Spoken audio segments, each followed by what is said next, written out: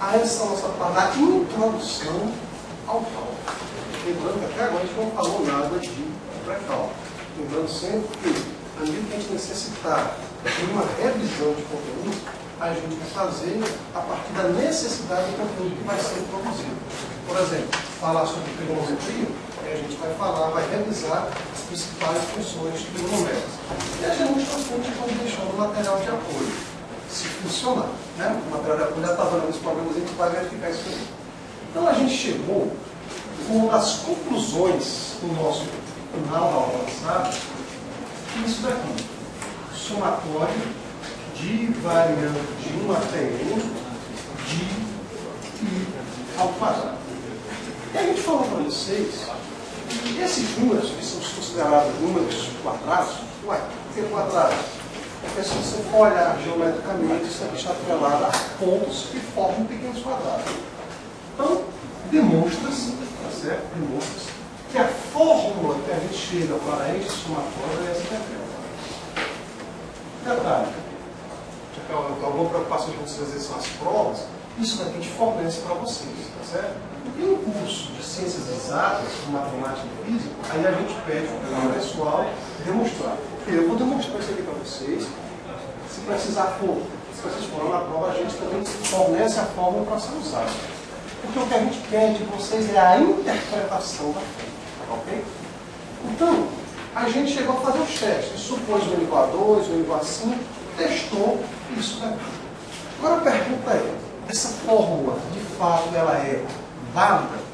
Para isso, nós vamos usar o chamado princípio da indução finita. Princípio. Vocês entendem por isso?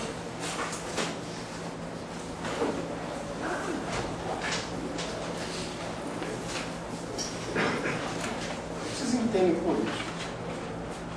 Indução. O que vocês entendem por induzir? Não entendo nada.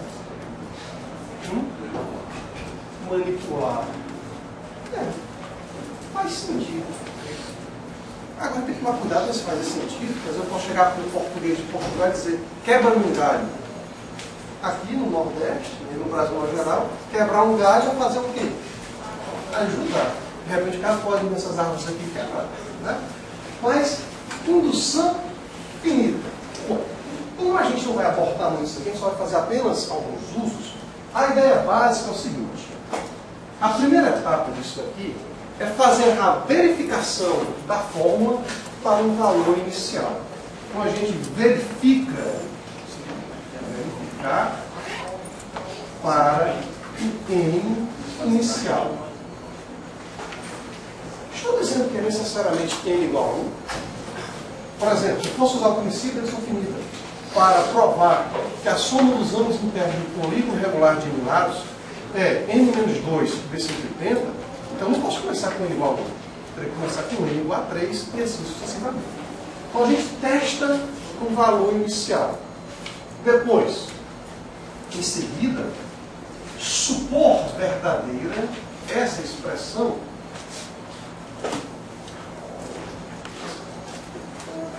para um determinado n igual a k. Quem é o k? É um k qualquer.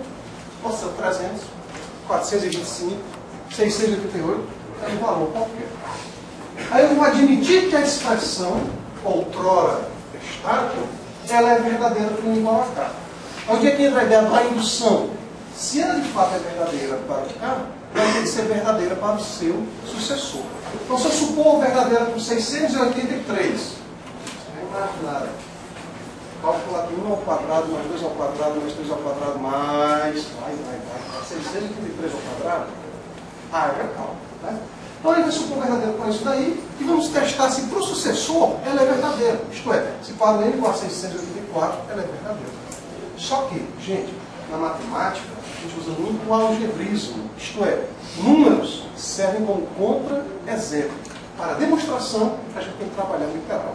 Então, eu supor verdadeiro para n igual a 4, bom, explicar, e testar para n igual a k mais 1. Bom, eu vou demonstrar essa. Mas para a gente começar a entender um pouquinho melhor esse princípio, vou usar uma fórmula que a gente já deduziu. E a gente já sabe que ela é de fato verdadeira. Vocês recordam que a gente demonstrou isso daqui?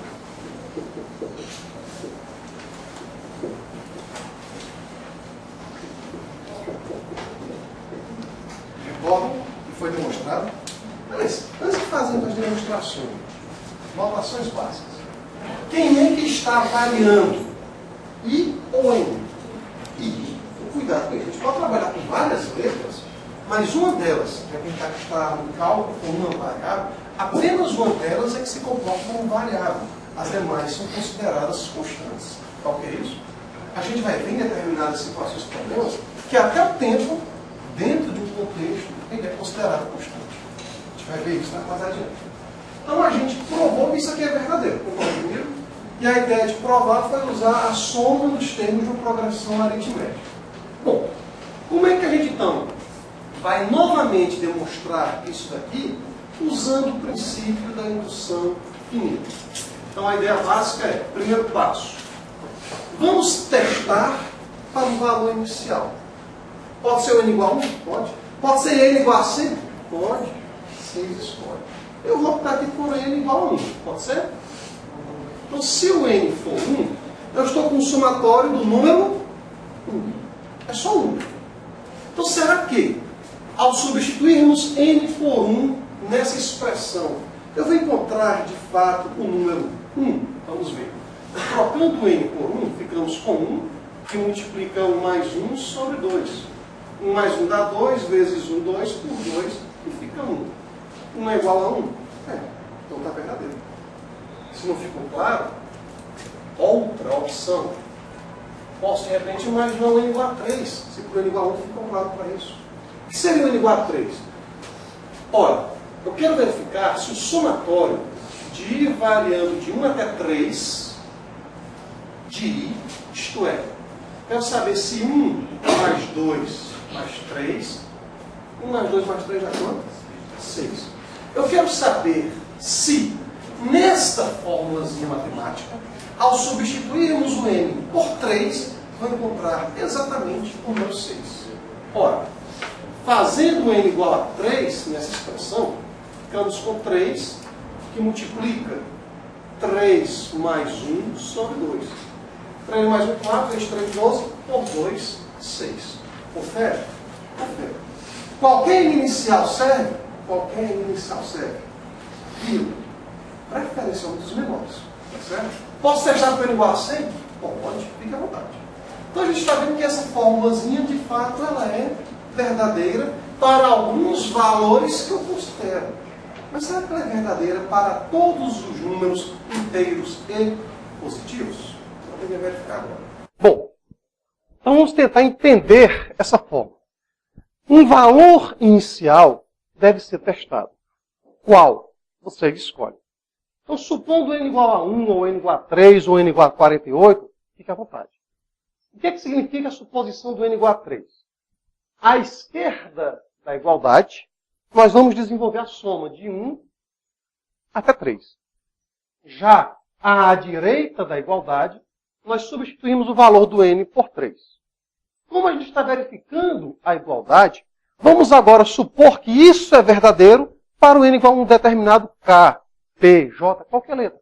Tá certo? Qualquer letra. E quem é o k? É um número qualquer. Então, supor verdadeiro para n igual a k.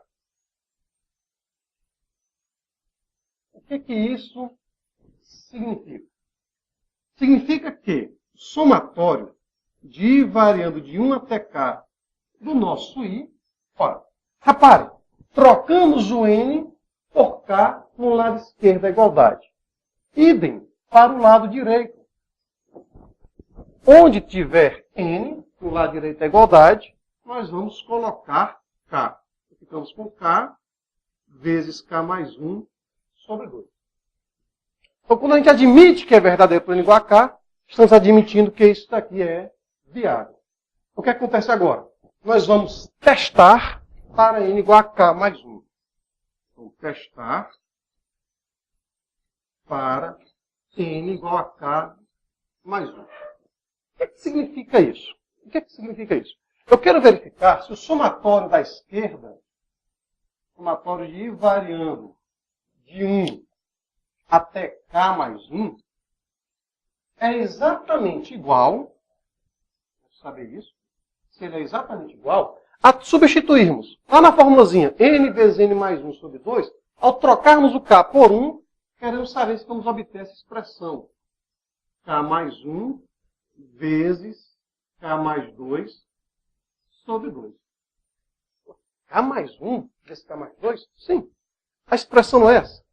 N que multiplica N mais 1. Então, onde tem K, estamos colocando N mais 1. Então, aqui fica K mais 1, que multiplica K mais 1 mais 1. K mais 1 mais 1 dá K mais 2. Está claro?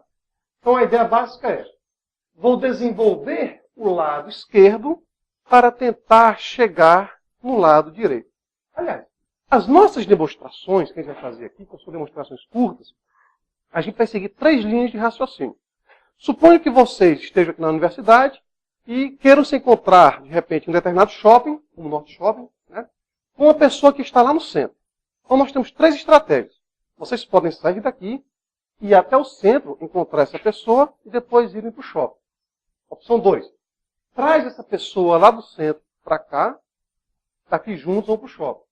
E a opção C. Você vai daqui para o shopping e a pessoa lá do centro vai até o shopping. Entendendo? Posso sair do lado esquerdo da igualdade, desenvolvê-lo para chegar no lado direito. Em geral, vai ser essa estratégia. Posso também apelar.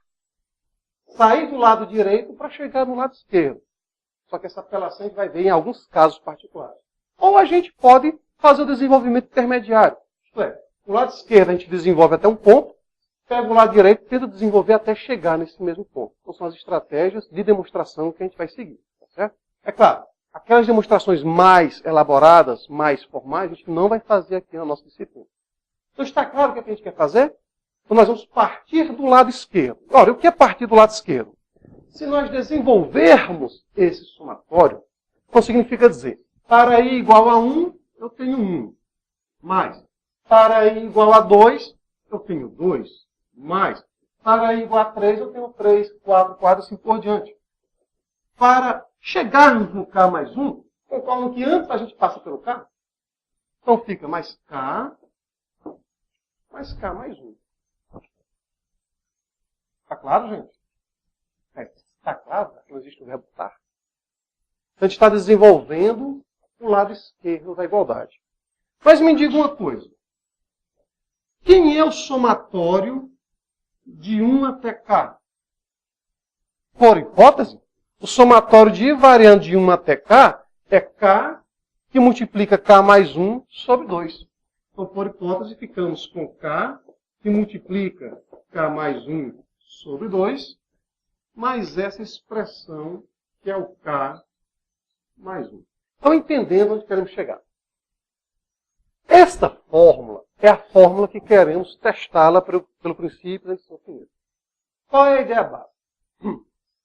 Queremos o somatório de I variando de 1 até K mais 1. Então, onde tinha N, a gente colocou K mais 1. Então, fica K mais 1 deste N, K mais 1 dessa outra expressão. Daí queremos chegar em K mais 1, que multiplica K mais 2 sobre 2. Bem, o lado esquerdo da igualdade, para chegarmos em K mais 1, significa dizer que primeiro eu vou ter que passar pelo K, para depois chegar no K mais 1. Como eu já estou supondo que isso é verdadeiro para N igual a K, então sem nenhum ônus eu posso substituir 1 mais 2 mais 3 mais K por K que multiplica K mais 1 sobre 2. Ora, vou agora desenvolver esta soma do lado esquerdo. Reparem, para a gente economizar um pouco os nossos cálculos, podemos colocar o K mais 1 em evidência. Concordam comigo? Lembrando, é uma estratégia. Fica ali para a estratégia de vocês. Eu vou colocar o K mais 1 em evidência. Por quê? Primeiro, porque eu posso visualizá-lo. Só por isso? Então, eu quero ver aqui na fórmula. Certo? A gente procura fazer já aparecer a fórmula. Ora, o que é colocar em evidência? Colocar em evidência significa dizer que, que a expressão toda vai ser dividida por ele. Então, K mais 1 vezes K por 2. Ao dividirmos por K mais 1, ficamos com K sobre 2. Ficamos com K sobre mais. K mais 1 dividido por K mais 1, 1. Ora, desenvolvendo, então, essa expressão do parênteses que está à direita do nosso produto, ficamos com K sobre 2 mais 1, que é K mais 2 sobre 2, tirando o mínimo múltiplo comum. E reorganizando a expressão, chegamos em K mais 1 vezes K mais 2 sobre 2, que era aquilo que a gente queria averiguar. Está claro isso? Então a gente usou o seguinte raciocínio. Desenvolvemos o nosso lado esquerdo, isto é, partimos do nosso se para chegarmos no nosso então. Partimos da hipótese para chegarmos na tese. Vamos agora demonstrar essa expressão. Qual é a ideia? Primeiro, foi jogado para vocês isso daqui. Lembrando que a gente tem condições de saber o porquê dessa expressão matemática. Mas foge à realidade do curso de engenharia. Então vamos supor para um N inicial. Por exemplo, supor, ou verificar, né? Vamos verificar para um N inicial. Vamos verificar para N igual a 2, por exemplo. Será que verificando para o N igual a 2, isto é, se ele verificar para o N igual a 2, será que só quem é o somatório de I variando de 1 até 2 de I ao quadrado? O somatório de I de 1 até 2 de I ao quadrado é 1 ao quadrado mais 2 ao quadrado é igual a 5. A pergunta é, nessa expressão, se trocarmos o N por 2, eu vou encontrar o número 5, fazer os cálculos mentais. Fica 2, 2 mais 1, 3, 2 vezes 3, 6, por 6, papoca. N vale 2. 2 vezes 2, 4, mais 1, 5. Foi verificado? Foi. Então, o teste está feito para o valor inicial do N. Então, tanto faz desenvolver o somatório, à esquerda da igualdade, quanto trocarmos o N por 2. Isso porque a gente supôs o nosso inicial, 2. Mas eu posso supor N igual a 10? Pode. N igual a 30? Você escolhe. Sendo feita a verificação inicial, eu vou supor que é verdadeiro para N igual a K, N igual a P, N igual a T, N igual a qualquer letra. Pode ser N igual a N? Não é muito recomendado, pelo menos por enquanto. Tá certo? Então, supondo verdadeiro por N igual a K, eu estou admitindo o seguinte, que o somatório de I variando de 1 até K, de I ao quadrado, essa expressão será, ora, basta trocar o N por K. Então ficamos com K, que multiplica K mais 1, que multiplica K mais 2, 2K mais 1, foi a empolgação, né? 2K mais 1 sobre 6. Então estou supondo que isso é verdadeiro. Está claro, gente? Se eu suponho que isso é verdadeiro, então, ao desenvolvermos 1 ao quadrado, mais 2 ao quadrado, mais K ao quadrado, eu já posso trocar por isso daí. Alguma pergunta? Então, o que a gente quer? Queremos agora, o que queremos? Queremos verificar se, ao substituirmos o N por K mais 1, nós substituímos N por K mais 1, a expressão vai ser verdadeira. Tá bom, vou substituir por K mais 1 e vou verificar se a expressão é verdadeira. Qual expressão? Ora, a expressão é a seguinte. Onde tiver N, a gente coloca K mais 1. A gente fica com K mais 1. Onde tinha N, estamos colocando ele. Certo? Vezes. Não era N mais 1? Então, onde tem K, a gente coloca K mais 1. Perdão, onde tem N, a gente coloca K mais 1. Então, fica K mais 1 vezes, qual é a outra expressão? 2N mais 1. Então, nós vamos ficar com 2 que multiplica N mais 1. Mas quem é o N? K mais 1. Tudo isso sobre quem? Tudo isso dividindo por 6. Ou seja, ajeitando, queremos verificar se o somatório de I variando de 1 até K mais 1 de I ao quadrado vai ser K mais 1 vezes K mais 2 vezes 2K mais 2 mais 1 ou, equivalentemente, 2K mais 3 sobre 6. Então, nós queremos demonstrar esta forma. Ora, qual é a ideia básica, então? Vamos desenvolver o lado esquerdo da igualdade. O somatório de varia de 1 até K mais 1 de I ao quadrado. O que isso significa? Onde tem I, nós vamos substituir por 1, 2, 3, até chegar no K mais 1. Então, ficamos com 1 ao quadrado, mais 2 ao quadrado, mais... De novo, antes de chegar no quadrado de K mais 1, vamos passar pelo quadrado de quem? De K. Mais K ao quadrado, mais, chegamos nele, o quadrado de K mais 1. Ora, por hipótese, quanto é que vale esse somatório? 1 ao quadrado, mais 2 ao quadrado, mais K ao quadrado. Por hipótese, esse somatório é essa expressão. K, que multiplica K mais 1, que multiplica 2K mais 1, tudo isso sobre 6. Tá ok? Estamos supondo mais K mais 1 ao quadrado. Bom, seguindo a ideia anterior, podemos já de imediato colocar um K mais 1 em evidência. Colocando-o, nós vamos ter o seguinte. K mais 1 multiplica. Nessa expressão aqui da esquerda, ficamos com K, que multiplica 2K mais 1 sobre 6, mais. À direita do sinal de mais, ou da adição, eu tenho K mais 1 ao quadrado, que é K mais 1, que multiplica K mais 1. Se eu estou tirando um K mais 1, o que é que sobra? Sobra K mais 1. Então, escrevam, observe se tem alguma dúvida. Então, agora vamos desenvolver essa expressão. Tá certo? Desenvolvendo-a com a soma de frações, nós temos K mais 1, que multiplica K vezes 2K mais 1 sobre 6, mais K mais 1. Lembrar que o K mais 1, sozinho, é ele sobre 1.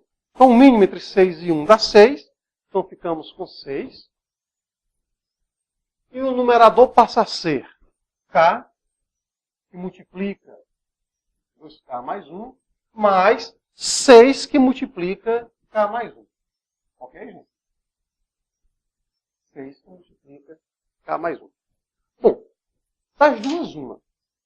Ou eu tento mexer nesse meu numerador para aparecer K mais 1 vezes K mais 2 vezes 2K mais 3. Ou eu desenvolvo e olho a expressão que aqui tem e depois faço uma pequena mexida na expressão de partida, só para averiguarmos a igualdade. Tá certo? Então, repara, desenvolvendo essa nossa expressão, nós vamos ter o seguinte. 2K vezes K, a gente fica com 2K ao quadrado, mais K vezes 1 dá K, 6 vezes K fica 6K. 6K com esse K dá 7K. 6 vezes 1, 6. Eu garanto para vocês que essa expressão é exatamente igual a essa. Ué, como é que a gente garante? Das duas, uma. Ou eu tento desenvolver esse rapazinho em função de suas raízes, só que para isso precisaríamos já ter passado pelo nosso pré-cálculo. Eu argumentei para vocês que o pré-cálculo vai ser feito na medida que está precisando. Então, isso daqui a gente vai ver mais adiante como fazer. Vou usar a lei do menor esforço. Não existe. Qual é? Eu já tenho K mais 1? Já. Tem um 6 no denominador? Já. Então, resta saber se K mais 2 vezes 2K mais 3 é 2K ao quadrado mais 7K mais 6. Se sim, está aprovado. Se não, então, em alguma das etapas a gente errou as contas. Vamos desenvolver aqui a parte. Estou desenvolvendo aqui a parte, olha, o K mais 2, que multiplica 2K mais 3. Porque para essa expressão ser exatamente igual a essa, só falta que esse rapazinho seja igual a esse produto. Concordam comigo? Então, desenvolvendo 2k ao quadrado mais 3k mais 4k mais 6.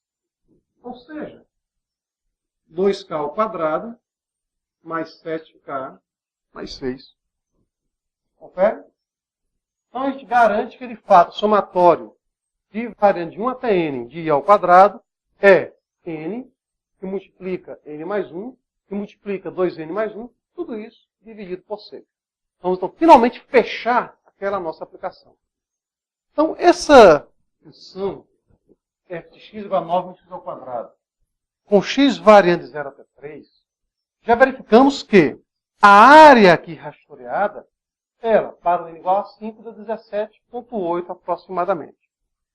Estamos usando a técnica do refino. Em que consiste a técnica do refino? Em vez de usarmos trapézios, vamos usar retângulos. Então, qual foi a primeira coisa que a gente fez? Dividimos o intervalo AB, no caso 0,3, em n par iguais. Mas, diferentemente do método dos trapézios, onde a primeira coisa a fazer é escolher o tamanho de n, aqui a gente vai deixar o n geral. Depois a gente vai fazer suposições para ele. Porque a nossa ideia aqui é do mais melhor. Hein? Quanto mais intervalos, melhor vai ser a aproximação. Então, quem é o ΔX?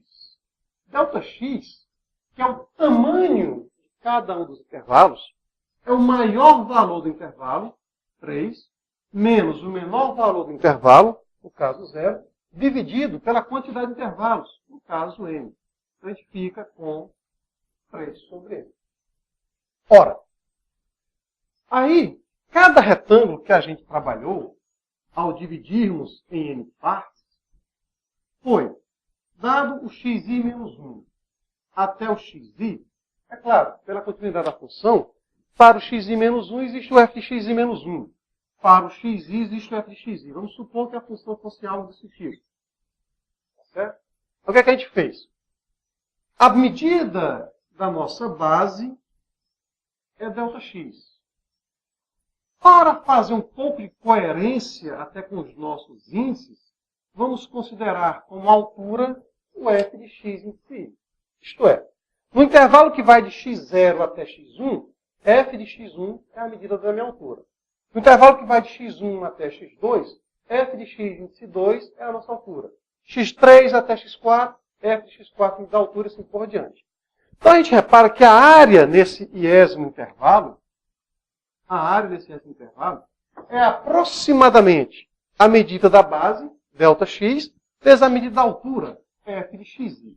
Então fica f de xi vezes ΔX. Ora, é claro que é uma aproximação, porque acabamos incluindo essa região, acima do nosso retângulo, como também deixamos de incluir algumas partes. Bom, se eu estou fazendo isso para um intervalo qualquer, então para todos os intervalos, a nossa área passa a ser aproximadamente o quê? Fica A1 mais A2 mais até a n. Em cada um deles aparece o ΔX. Logo, o ΔX pode ser posto em evidência.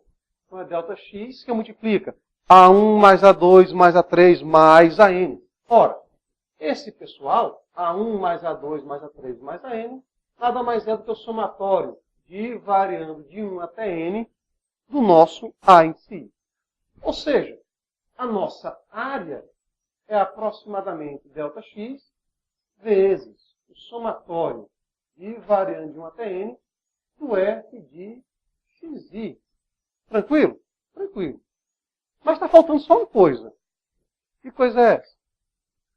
Eu quero o f de 0. Ora, basta trocar o x por 0. Quero o f de 3. Basta fazer o quê? Trocar o x por 3. Eu quero o f de xi. Basta fazer o quê? Trocar o x por xi. E quem é xi? Não esquecendo que o x índice i é o x índice 0 mais i que multiplica ΔX. A gente está aproveitando o método dos trapézios. Estamos aproveitando a mesma expressão que foi lá deduzida, estamos aqui reutilizando. Então, xi era x índice 0, vale 0, mais I que multiplica ΔX. Mas quem é ΔX? 3 sobre N. Ou seja, o f de xi, f de x é 9 no x ao quadrado. Então, f de xi é 9 menos o quadrado de xi. Ou seja, é 9 menos. Quem é x índice I? 3 vezes I sobre N ao quadrado. E organizando, a gente fica com 9 menos 9 sobre N ao quadrado vezes I ao quadrado. Pelo amor de Deus, não é unidade imaginária. Então não troquem I ao quadrado por menos 1. O ΔX, vocês excluam da primeira expressão, a gente foi rápido demais no raciocínio. Como cada I é f de xi ΔX, então o ΔX é posto em evidência na nossa segunda expressão. Obrigado. Certo? Então a gente foi rápido demais no raciocínio. Ó, a área total é A1 mais A2 mais A3. Os As repetem-se e estamos somando. Então, a minha área total é o somatório de cada AI. Mas quem é cada AI? Cada AI é que é ΔX, f de xi. Então, o ΔX ele vai aparecer quando eu substituir o AI por f de xi ΔX. Tá certo? Então, aqui foi escrito demais. ΔX aqui não estava. A não ser que eu copiasse já essa expressão aqui de baixo. Ok? Então, era só apagar o ΔX que outrora a gente tinha escrito a mais na expressão. Bom, então reparem que já estamos com quase tudo pronto para resolvermos o nosso problema. Sabemos quem é o ΔX, só lembrando. O somatório é de I variando de 1 até N. N é constante. Embora eu vá fazer depois suposições para esse valor. Mas o N é constante. Então a única das variáveis que nós temos é a variável I. Então vamos agora substituir. Substituir como? Sabemos que a área é o ΔX. Então, a área, só relembrando, é ΔX vezes o somatório de I variando de 1 até N dos Fs de x em si. Mas quem é o ΔX? ΔX, 3 sobre N. Então fica 3 sobre N, que multiplica o somatório de I variando de 1 até N de f de xi. Mas quem é f de xi? 9 menos 9n ao quadrado vezes I ao quadrado. Então ficamos com 9 menos 9 sobre N ao quadrado vezes I ao quadrado. A gente vai agora usar as propriedades do somatório. Primeira, o somatório de uma soma é a soma dos somatórios, soma de diferença. E a segunda, somatório de constante vezes função é a constante vezes o somatório de função. Bem, então nós temos ΔX, que vale 3 sobre N, e f de xi, que é 9 menos 9 sobre N ao quadrado vezes I ao quadrado. Ora, o que é que a gente vai fazer agora? Vamos usar a seguinte propriedade. Sendo A e B constantes, o somatório de A vezes f de x índice I mais B vezes g de x índice I, só lembrando, x índice I para fazer correspondência com os nossos intervalos. Nada nos impede de colocar f de I e g de I. Okay? Só para fazer correspondência de onde está vindo essa expressão. Então, o somatório da soma é a soma dos somatórios. Isto é, posso primeiro calcular só o somatório de A de xi, depois calcular só o somatório de B vezes g de xi. Pelo fato de A e B serem constantes, o somatório da constante pela função é a constante vezes o somatório da função. Tanto para f de xi quanto para B g de xi. Ou seja, essa expressão fica então 3 sobre N, que multiplica. Ora, o somatório de 9, e o somatório de I variando de 1 até 9, desculpem, até N, de 9,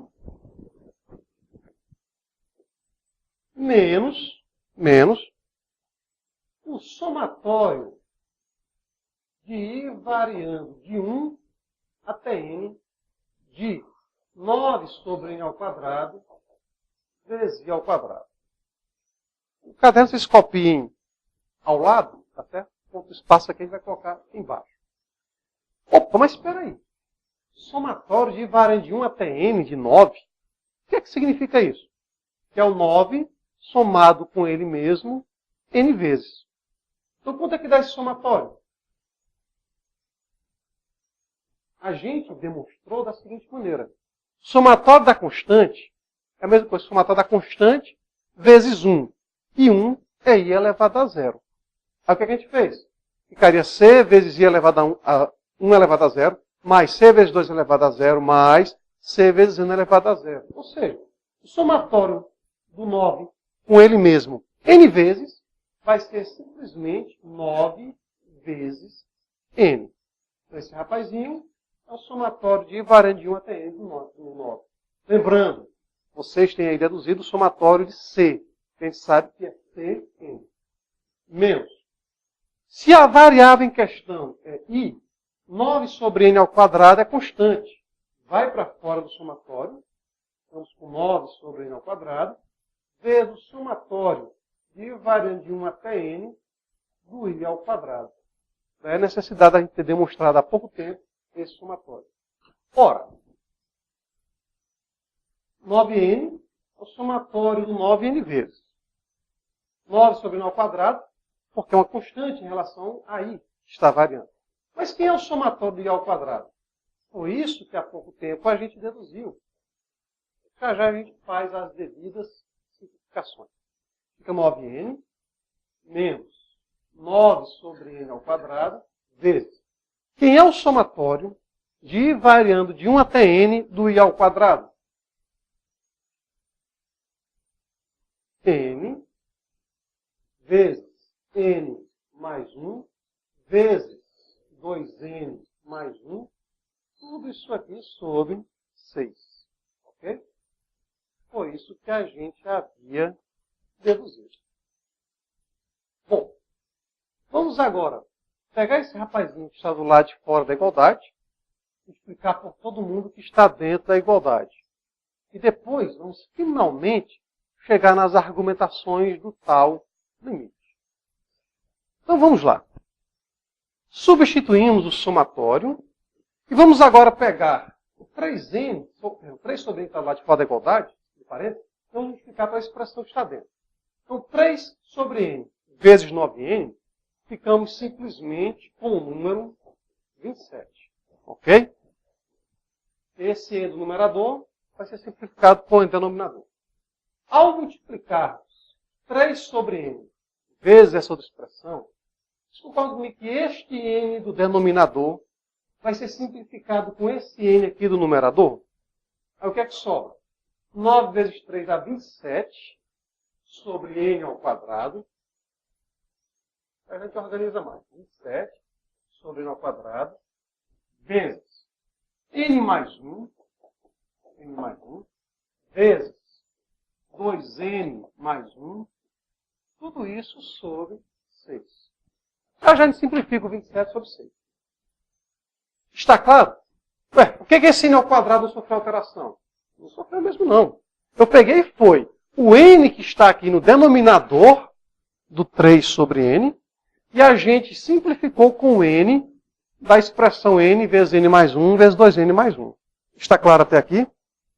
Bom, agora onde vai entrar a nossa organização no campo das ideias. Como assim? A gente está falando que quanto maior for o n, melhor. Então, se eu fizer a suposição inicial, por exemplo, do n igual a 10, eu vou ter 11 vezes 21 dividido por 100. Quanto será que dá 11? Calma, ainda falta 27 sextos. Calma, que ainda falta 27 sextos. 11, que eu supondo inicialmente o n igual a 10. 11, 21 sobre 100. Mas a gente disse que o n tem que ser 10? Não. A gente disse que o n tem que ser maior. Quanto maior, melhor. Se o n for 100, então eu vou ter 101 vezes 201 sobre 100 ao quadrado. Bem, se eu fizer a substituição direta, eu começo a perder informações. Que informações? A informação consiste no seguinte. Temos um determinado intervalo. Se eu diminuir o tamanho desse intervalo, isto é, à medida que a gente vai fazendo dobras, a gente se aproxima mais de um retângulo. Só que o que acontece com o tamanho do meu intervalo? O que acontece com o meu ΔX? O meu ΔX está se aproximando de zero. O meu ΔX se aproxima de zero à medida que o meu n ele se torna extremamente grande. Opa, peraí. Mas o ΔX, ele é 3 sobre n. 3 sobre n é a mesma coisa que 3 vezes 1 sobre n. Então, se eu quiser refinar essa minha aproximação, basta que o ΔX se aproxime de zero. Eu fiquei muito próximo de zero.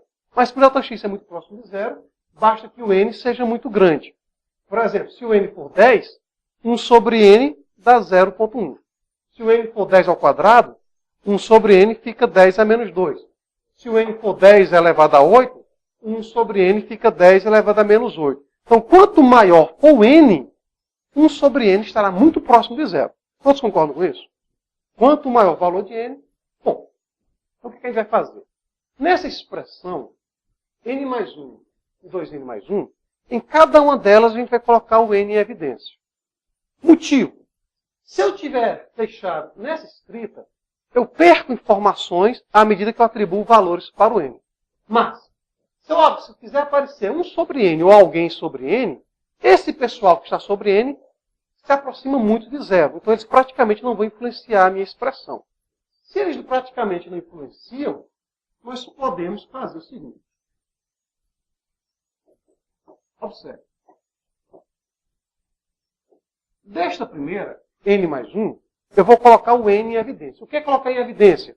É dividir a expressão que aqui está por n. Então, colocando o n em evidência, nessa nossa primeira expressão, ficamos. Quanto é n dividido por n? 1. Mais 1 dividido por n fica 1 sobre n. Repare, a expressão sofreu alterações? Não. N vezes 1, n. N vezes 1 sobre n, 1. Então, essa expressão não sofreu alterações. Vou repetir essa ideia para o 2n mais 1. Vamos colocar o n em evidência. Colocando n em evidência, 2n dividido por n fica 2. 1 dividido por n, a gente fica com 1 sobre n. Repare que essa expressão de cor preta também não sofreu alterações. Ó. N vezes 2, 2n. N vezes 1 sobre n, dá 1. A gente não mexeu na essência da expressão. Agora a gente está mexendo na essência da nossa argumentação. Qual a essência? Quando n for muito grande, 1 sobre n estará muito próximo de quanto? 0. Opa! Reparem que aqui a gente pode agora fazer ainda alguns cortes. Que cortes? N vezes n, vou botar n vezes n, dividido por n ao quadrado. Então, essa expressão, finalmente, a gente chegou no seguinte, fica 27 menos 27 sobre 6. Pode simplificar? Pode, fique à vontade. A essência que eu quero é isso daqui. Ó. 1 mais 1 sobre n, 2 mais 1 sobre n. Esta é a essência da nossa escrita. Essência por quê? Essência porque a partir dela eu já tenho subsídios para falar o primeiro tópico do cálculo fundamental, chamado limite. Só que a gente vai dar aqui primeiro uma ideia informal. Como assim? A gente está argumentando que quanto maior for o nosso n, melhor vai ser a aproximação. Então, de novo, se você fizer o n igual a 10 elevado a 15, 1 sobre n é 10 elevado a menos 15. Aí isso aqui ficaria 1,000, ou seja, teremos 15 zeros para chegar no 1. Então, essa expressão aqui, ela está cada vez mais próxima de zero. Está claro isso? Então, quanto maior for o n, mais próximo de zero estará 1 sobre n. Se essa expressão ela é aproximadamente zero, para n, só que eu vou colocar agora uma escrita que a gente vai usar mais adiante, para o n extremamente grande. Está olhando lá para o extremo dos nossos intervalos. Então, para o n extremamente grande, gente, não é só grande não, é extremamente grande. 9.937.000, não sei quanto elevado. O que você imaginar, é um número muito grande. tal do infinito. Negação de infinito fins. Então, quanto maior for o número, melhor para a gente. Então, n extremamente grande, que a gente vai formalizar no próximo ponto, significa dizer que 1 sobre n está próximo de zero. Está próximo de zero. Aproximar-se de, tender para, é a nomenclatura que a gente vai apresentar no próximo ponto do limite. Então, isso aqui é próximo de zero, isso aqui é próximo de zero. Quanto é que fica a nossa área? Fica 27 menos 27 sobre 6 vezes. 2 mais alto está muito perto de zero, está muito perto de 2. Idem aqui. Então, ficamos com 2 vezes 1 dá 2. Então, esse rapazinho vezes 2. Então, isso aqui vai ficar próximo. Note, eu não estou usando a igualdade. Embora o n seja muito grande, mas isso aqui está melhorando, eu estou refinando. Mas não estou chegando à exatidão. Bom, 27 por 6 é a mesma coisa que 9 terços. Né? Simplificando, 9 terços. Bom, 54 por 6 é direto. Né? 54 dividido por 6. Bom, agora operaçõezinhas. 9, 27 menos 9, 18. Certo? Então, as continhas finais ficam com vocês. Então, é exatamente igual a 18. A gente vai dizer o seguinte, mais adiante, quando a gente formalizar a definição de limite. Que a minha diferença entre o valor exato e o valor aproximado é tão pequeno que praticamente eu vou desconsiderar. Então, a área da função 9 menos x ao quadrado para x variando de 0 até 3 no primeiro quadrante, ela é aproximadamente 18.